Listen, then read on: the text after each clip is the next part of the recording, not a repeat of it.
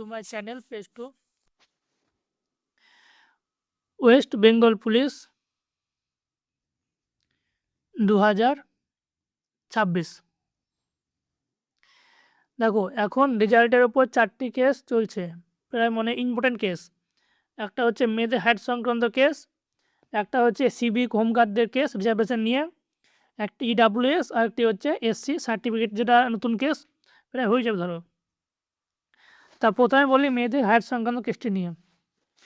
আজকে পিআরবির উকিল মোটামুটি ঠিকঠাকই বলেছিল যে মেয়েদের হাইট তো সকালে মানে সবারই হাইট সকালে অন্য থাকে, বিকেলে সন্ধ্যায় পাল্টে যায়, ওজনও পাল্টে যায়, এও কথা বললো, কিন্তু কেস মিটেনি। কেস এখনও নেক্সট হিয়ারিং দিয়েছে বৃহস্পতিবার, পরের সপ্তাহে বৃহস্পতিবার দিয়েছে নেক্সট হিয়ারিং। মানে এই কেসটা এখনও মিটবে না, ধরো এখনও কেস এখনও চলবে। আর এই কেসটা খুব ইম্পর্টেন্ট কেস। পিআরবি বলেছিল ডেপুটেশনে যে এই কেসটাই মেন, এই কেসের উপর নির্ভর হচ্ছে রেজাল্টের নির্ভর। তো এই কেসটা এখন ধরো ভোটের সময় তো এখন উকিল খুব ব্যস্ত, তাই এই কেসটা এখন প্রায় মিটবেই না, তাই এই কেসটা এখন মিটতে দেরি আছে অনেক। আর একটা কেস, এটা হচ্ছে সিভিকদের। দেখো দুরকম থাকে সিট, একটা হচ্ছে ভার্টিক্যাল, একটা হচ্ছে হরিজেন্টাল। এই যে সিভিকদের সিটটা যেটা আছে, সিভিক হোমগার্ডের সিটটা হচ্ছে হরিজেন্টাল সিট, মানে এদের মেন সিট নয়। যে UR OBC SC ST seat থাকে, এর থেকে কিছু সিট কেটে দেওয়া হয় এদেরকে, তো এদেরকে বলা হয় হরিজেন্টাল সিট। এটা কিন্তু সিট নয়, এই সিটটা কিন্তু ওবিসি এসটি এসসিদের সিট কিন্তু। তাই কাট আপ কী করে হয়, যেই কাট আপটা হয় মানে মেন কাটা, যেমন ইউআরদের কাটা যদি কত গিয়েছিলো 48.5, এখান থেকে কিছু নাম্বার কম দিয়ে কাটা তৈরি করবে, যেমন 6 নাম্বার কেটে 42 নাম্বার তৈরি করেছিল সিভিকদের জন্য, ইউআর সিভিক। এভাবে ওবিসি থেকে 5 নম্বর কেটে করেছিল, এসসিতে 6 নম্বর 6 নম্বর কেটে কেটে করেছিল সিট। সবাই সিট কিন্তু এখানে দেবে না, এটা হচ্ছে হরিজেন্টাল সিটের মেন কারণ। মানে মেন যে সিট থাকে তার থেকে প্রায় 6 থেকে 5 নম্বর মতন কমই দেয়, দিয়ে কাটা তৈরি করে। এই কাটার মধ্যে আসতে পারো তারা সিট পাবে, নাহলে না পাবে। তাই সিভিকরা যে কেসটা করেছে রিজার্ভেশন নিয়ে, সেই কেসটা কোনো মূল্য নয়, কেন এখানে স্পষ্ট লেখা আছে যে পিআরবির কাটা তৈরি করবে, মানে ইউআর এসটি এসসি যে কাট অফ হবে সেই কাট অফের ওপর কাটা তৈরি করবে তারা, মানে কিছু নাম্বার কমিয়ে। সম্পূর্ণ সিট তাদেরকে দেবে না, কারণ সিটটা তো তাদের নয়, মানে সিটটা হচ্ছে ইউআর ওবিসি এসটি এসসিদের, সেটা কেটে গিয়ে সিট দিচ্ছে মানে সিভিক হোমগার্ডদের। তাই এই কেসটা কোনো ভ্যালু নয়, এই কেসটা একদম মিটে যাবে, ডিসমিস হয়ে যাবে। আর একটা হচ্ছে ইডাব্লিউএস কেস।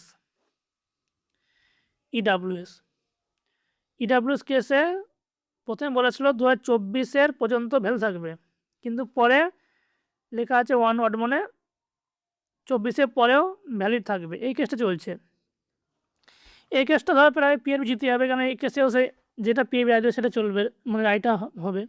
তো এই কেসটাও প্রায় ডিসমিস হয়ে যাবে। আরেকটা কেস চলছে এসসি সার্টিফিকেট নিয়ে, মানে অনেক দেখবে এবার রায় ঘোষ অনেক এসসি হয়ে গেছে,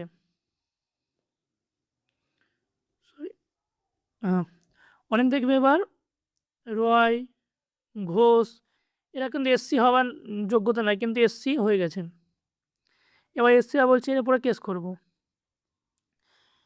কিন্তু মেন কথা হচ্ছে এই যে ওবিসি হবে কে, এসটি হবে কে, এসসি হবে কে, এটা কিন্তু সম্পূর্ণ ব্যাকওয়ার্ড ক্লাসের উপর নির্ভর। এখানে পিআরবি কিছু করতে পারে না। পিআরবি শুধু এখানে যা দেখবে কি এসসি সার্টিফিকেট আছে এসসি করে দেবে, ওবিসি করে দেবে, পিআরবি এখানে কোনো হাত নেই। এখানে মেন হাত হচ্ছে ব্যাকওয়ার্ড ক্লাসের। তাই যে সমস্ত কথা বলা সব ব্যাকওয়ার্ড ক্লাসকে বলতে হবে, কারণ ওখানে পিআরবি এখানে কোনো হাত নেই। আর কেসটা মেন কথা হচ্ছে ওরা যেটা ফর্ম ফিল আপ করার সময় ভুল করে এসটি এসসি বসিয়ে দেয়, ওরা জেআর থাকলে ইউআর থাকলেও।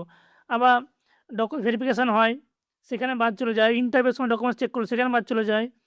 তাকে দেখা উচিত এসসিতে যে কে কে থাকলো, তারপর কেস করা উচিত, নাহলে ফালতু কেস করে লাভ নাই। মাঠে ডাক পেয়েছে ওরা, এখন মাঠ পাস করবে, পাস করার পরে ইন্টারভিউ আছে, এখানে ডকুমেন্টস ভেরিফিকেশান করেছে, তারপরে মেন জায়গায় ডকুমেন্টস ভেরিফিকেশান হবে, দেখার পর ওদের কেসটা করা উচিত, আগে না করা উচিত, ফালতু বাবা আটকে যায়। তো কী কী কেস বললাম? 4টা কেস, মেয়েদের হাইট কেস, সিভিকদের কেস, ইডাব্লিউএস কেস, একটা হচ্ছে এসসি সার্টিফিকেট নিয়ে কেস। তেমন সবচেয়ে গুরুত্বপূর্ণ কেস হচ্ছে মেয়েদের হাইট কেসটা, এই কেসটা মিটবে, তারপর রেজাল্ট দেবে। আর সামনে তো 1 মাস পর ভোট, তাই রেজাল্ট দেওয়ার চান্স ধরো খুবই কম। কারণ পিআরবি যে উকিল সে তো কালকে বললো, মানে জজ যে কালকে ডেট দেবো টুমোরো, কিন্তু উকিল বললো কালকে থাকবো না। তাই নেক্সট বৃহস্পতিবার, মানে পরের সপ্তাহ বৃহস্পতিবার, মানে 1 সপ্তাহ পর তাহলে আর হবে না। 1 সপ্তাহ পর কেস যাবে, মিটবে। তার জন্য এই রেজাল্ট তো এই মাসে বেরোরকম চান্সই নাই। বের যেতে পারে, ভরসা নাই, কেন পিআরবির কোনো ভরসা নাই, বের করে দিতেও পারে, কিন্তু চান্স একদম খুবই কম, রেজাল্ট দিবে না। এবার আসি মেন হচ্ছে কাট আপ। সব কথা এই ভিডিওতে বলে দেবো, একদম কাট আপ থেকে শুরু করে সব। কাট আপ কী হবে দেখো, এখানে ইউআর পাস করেছে 4700 মতন, ইউআর পাস করেছে। ইউআর বেশি পাস করেনি, বেশিরভাগই ইউআরের মধ্যে ওবিসি, এসটি, এসসি, ইডাব্লিউএস এটা ভরা আছে। ইউআর খুবই কম ছেলে পাস করেছে। আর সবচেয়ে বড় কথা হলো 25,000 ছেলে মাঠে ফেল করেছে। ছেলে বলছে এটা, 25,000 ছেলে মাঠে ফেল করেছে।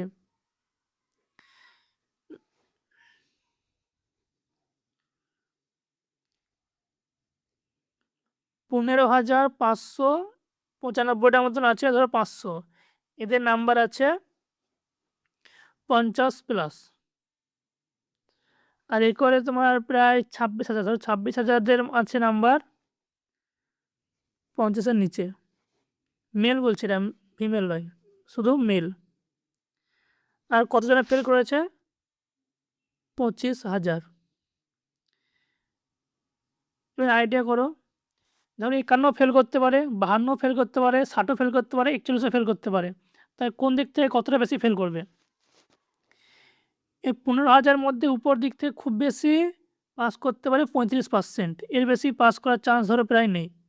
কারণ উপর দিকে 30 থেকে 35%ই পাস করে, 30%, খুব বেশি 30%। মানে 15,500-র মধ্যে প্রায় ধরো 4,000 ছেলে পাস করবে, 4,000। আর এ করে 26,000-এর মধ্যে কতজনে পাস করবে? প্রায় ধরো 12,000।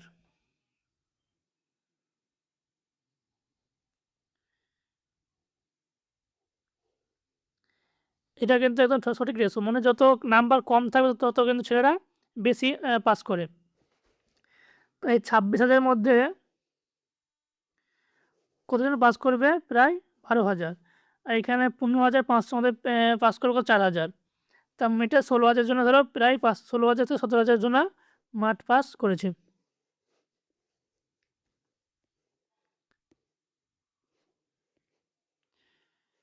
তো এবার দেখো ইউআরদের কাট আপ, যাদের নাম্বার আছে 51 থেকে 52, এরা যদি প্রায় 10 থেকে 12 নাম্বার পেয়ে যাও তাহলে আরাম করে হয়ে যায় চাকরি। মানে প্রায় ধরো 61 পয়েন্ট সামথিং মতন যাবে কাট আপ ইউআরদের, এর বেশি যাওয়ার চান্স একদম নেই।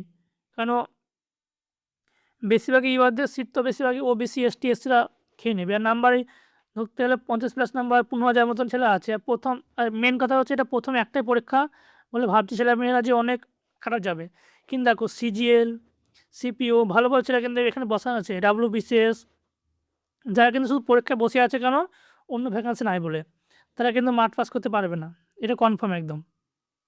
মাঠ তো পাস করবে, 60 পাওয়া ছিল মাঠ পাস করছে, 75 পাওয়া ছিল মাঠ পাস করবে, কিন্তু বেশিরভাগ গড় উপর নাম্বার ছেলে ফেল করবে। তাই যে 51-52 নাম্বার থেকে 50 নাম্বার পর্যন্ত ছেলে বেশি টিকবে। তাই সিটও আছে কিন্তু প্রায় 3600 মতন ইউআরদের। তাই কাট আপ যদি যায় 61 পয়েন্ট সামথিং, 65, 39 এই মতন যাবে ধরো একদম। কেন 61-62 উপর যাওয়ার চান্স একদম নেই, এই মধ্যে আটকে থাকবে। অনেক যে বলবে কাট আপ হাই যাবে, কিন্তু হাই যাওয়ার চান্স নেই, কেন একটাই পরীক্ষা, মাঠে ফেল কিন্তু অনেকজনে করেছে। ওবিসিদের কাট আপ, ওবিসি এ আর বি কাট আপ প্রায় সেম যাবে, কেন ওবিসি বি এর ভ্যাকান্সি কিন্তু অনেক কম আছে, আর এর ভ্যাকান্সি আছে 800 মতন, আর বি এর ভ্যাকান্সি আছে প্রায় 560 না 70 ভ্যাকান্সি আছে ওবিসি বি এর। তো এই ওবিসি এ বি কাটা প্রায় একই যাবে, এই 55 থেকে 54, খুব বেশি 55, খুব বেশি 55 পর্যন্ত যদি যায় তো যাবে ওবিসিদের কাট আপ যাবে 55, কারণ নাম্বার ওবিসিদের অনেক কম আছে, মানে যাদের নাম্বার 52-53 নাম্বার আছে তো ওবিসি সব ঢুকে যাবে ইউআর মধ্যে, বেশিরভাগ 50 নিচে নাম্বারাই চান্স পাবে ওবিসিদের। তারপর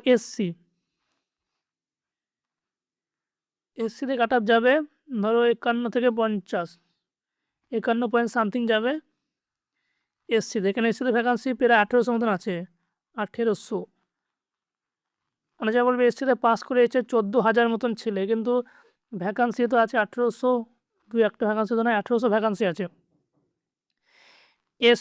এসটিতে তো ভ্যাকান্সি তো নাম্বার দেখবে তো নাম্বার পায়নি প্রায়, এদের 45 ওভার কাটার যাওয়ার চান্স একদমই নাই, 45-এর মধ্যে আটকে থাকবে, 45-এর মধ্যেই আটকে থাকবে, কারণ এসটির একদম নাম্বারে পায়নি, বেশিরভাগই ওই 41, 38, 37, 35 উপরে ছিল একদমই কম এসটিদের।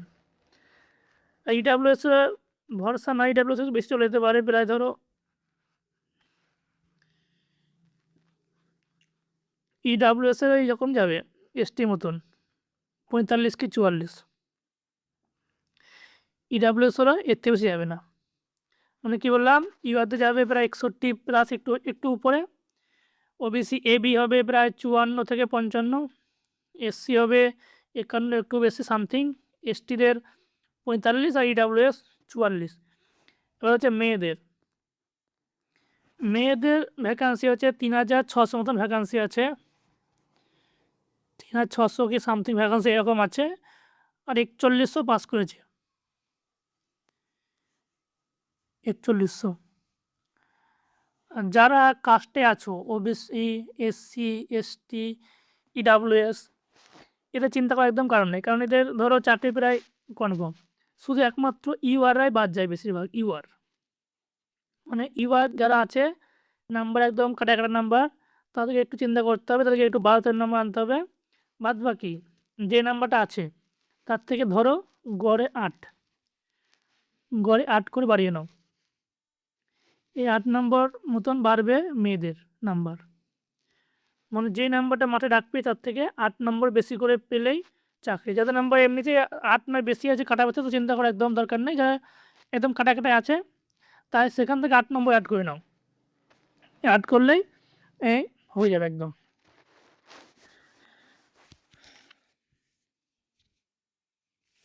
আর সবচেয়ে বড় কথা হচ্ছে একটা কথা যেটা বলে দেয়,